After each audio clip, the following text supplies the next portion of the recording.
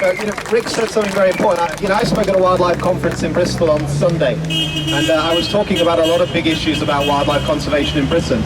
And I was saying just what Rick is saying, that actually a lot of the big NGOs, and I work with them, and I will name some of them that I work with, I have a great deal of respect for them, Friends of the Earth, Greenpeace particular, I4, all those organisations, WWF, have significant presence here in the UK as well as the rest of the world. But they don't have it easy now. Bear in mind there are a number of things happening. Social media is changing the nature of wildlife conservation. It's turning all of you into much more powerful individuals. You can achieve things that 5 or 10 years ago would have been unheard of. And that's making all these big NGOs that have big cash sources coming in and millions of members and thousands of staff to support have to review how they connect with you. I will tell you now that Born Free understands that. That's why I'm here. Because I believe very, very much in having to connect with people like Rick and you and being able to do these types of street campaigns. I speak to thousands of people every few months in this country on issues from whales and dolphins to ivory, to rhino poaching, to protecting lions and trophy hunting. We'll be down in Plymouth for badgers tomorrow. 34 marches we've had in this country for badgers over the last 2 years. That's the biggest rolling wildlife campaign anywhere in Europe. That's brought tens of thousands of people onto the streets and made it the 5th most common issue of complaint to MPs in our parliament last year. So what we show, actually, as Rick has quite rightly said, if you bring people out, you create media attention and you create political power and pressure. And that's what changes things. And a lot of those big NGOs do the most wonderful work. And often it's behind the scenes and it's important and it must continue. But remember where they started from. They started with people getting in boats, trying to stop whaling ships from Japan and other nations, killing these animals that we're protesting about 40 years later. Or about nuclear tests and issues of that kind. The people that started them were just like you and just like Rick. They were driven, they were angry, and they were willing to risk everything to wake the world up. The problem is that some of those big NGOs have almost become like businesses and government departments. They almost replicate the agencies they have to work with. And that's understandable, but you must go back to connecting to people who care. You must have frontline conservation. You have to have people that will stand up and say enough is enough. In the streets, in the fields, on the boats, in the water.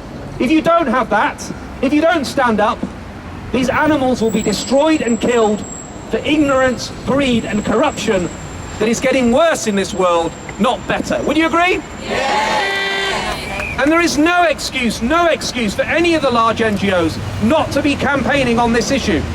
It doesn't matter how broad their relationship is with the Japanese government across a wide range of issues.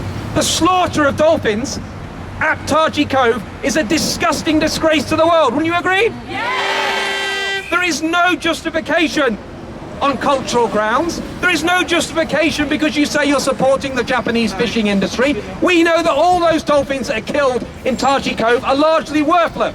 Most of them sell for less than $400 and end up as fertilizer and dog food. Do you think that's acceptable? No! The only reason this tragedy continues, as Rick knows very well for all his work over 30 years, is because of the greed of the marine park business that want to take the best looking animals, drag them away from their families and slaughter them in front of their eyes, put them on a jumbo jet, fly them across the world and put them in a concrete prison to perform, to make money. Do you think that's right? No! It's a disgrace. These animals deserve our protection. The exploitation of these animals for so-called entertainment, disgrace and disgusting as it is something that has got out of control in the modern world today. Now, we did see yesterday a statement from SeaWorld that we could welcome as a step in the right direction. That they will stop breeding their orcas, but as Rick said earlier on, primarily that's just a PR exercise to make people feel better about the business, to boost the share price, to bring people back in, and to alleviate their consciousness about the cruelty. If SeaWorld really cares, it will take what's left of its breeding stock and it will put them in a semi-captive environment and provide the best quality of care for the rest of their lives. Wouldn't you agree? Yes! And that's what we've got to continue to do. We've got them halfway where we want them to be. We now need to get them the full way. We need those animals out of those tanks in semi-captive environments, living a decent life of what they have left. And we need to show the rest of the world and all these other marine park businesses in Thailand, Korea, Turkey, Egypt and everywhere else that it's no longer acceptable to exploit these animals. It's no longer acceptable to put them in such disgusting conditions for our so-called entertainment. Wouldn't you agree? Yes. We are making progress here. You know, I spoke to MPs in Westminster recently that have spoken to the ambassador here. He does not want this protest movement to continue. This embarrasses him.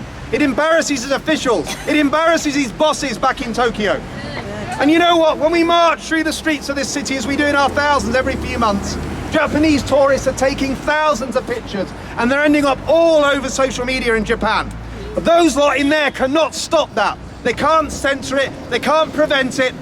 And what it's doing is making a lot of people in Japan ask some very serious questions about why they go on holiday and suddenly they're faced with placards saying their country should be shamed, has blood on its hands because of something that horrible is going on to basically make a few greedy fishermen rich. They quite rightly are saying, hold on a minute, that's not the way I want my country to be viewed around the world. Wouldn't you agree? Yes. That's why we have to keep this up. And Rick is right, we will go back to those big NGOs and we will say to them, don't forget what started you in the first place. Don't take for granted that people will continue to fill in the membership forms and continue to give you money unless you come here and throw your weight behind this campaign. Wouldn't you agree? Yes. Because we do want thousands here. And I'll tell you what, it'd be a great coup for WWF and Friends of the Earth and I4 and World Animal Protection if they joined with Born Free, they joined with Rick O'Barry and all the people involved in this campaign, and we brought this sorry, horrible madness to an end. Wouldn't you agree? Yes. Because that coming together, that cooperation is so important. I think we're all going to have to just put up with me shouting. We're almost at the end of it. We have come a long way, and all of you must keep fighting for this. There is something exciting happening in Britain today, and it's unique anywhere in the world. And I feel that I'm very much part of it, and I'm honoured to work with you and everyone else that I work with in all the campaigns we have up and down this country. I meet politicians, I speak to journalists all the time, I do work with these big NGO heads that Rick has talked about. And I can tell you, we are waking people up. We are changing the face of wildlife campaigning, not just in this country, but around the world. You should be proud of that, but we've got to keep fighting. One of the things I take most importantly today is the education to the next generation.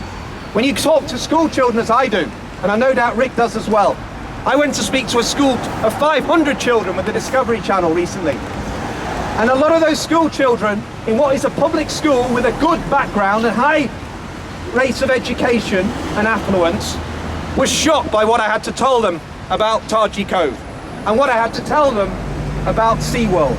Many of them had been to California, many of them had been to Florida or Texas to the marine parks. Their parents had taken them there, they were fortunate they could afford to. And they spoke to their teachers after I presented.